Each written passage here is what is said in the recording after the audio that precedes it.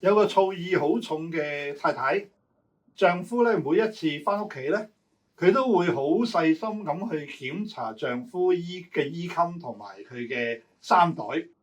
睇下有冇咧其他女性留低嘅頭髮啊，或者唇膏印啊咁。一旦發現少少嘅痕跡咧，佢就大發雷霆，令到佢嘅丈夫同埋鄰居咧不厭其煩嘅。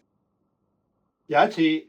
太太連續揾咗一個禮拜都揾唔到任何蛛絲馬跡，於是咧佢就坐喺地下放聲咁大喊。丈夫莫名其妙就問太太：點解你喊得咁凄涼啊？太太表示好痛心疾首啊，就話：我已經一個禮拜冇喺你身上揾到任何女人嘅頭髮啦。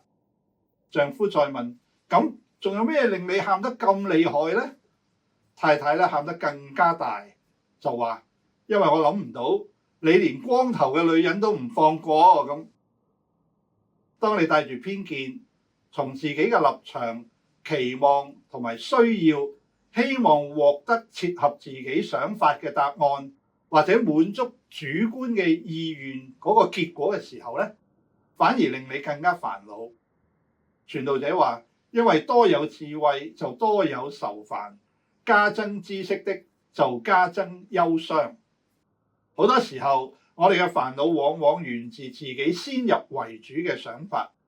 有時太多慾望，越想去滿足，就越多煩惱。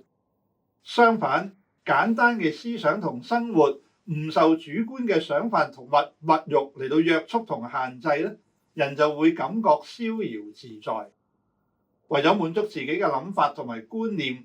為咗未確證嘅結論同埋不必要嘅要求過分憂慮咧，小事就會變成大件事，煩惱就會自然揾上門㗎啦。有位長者生咗好長好長嘅鬍鬚，有一日佢嘅孫仔天真無邪咁問爺爺，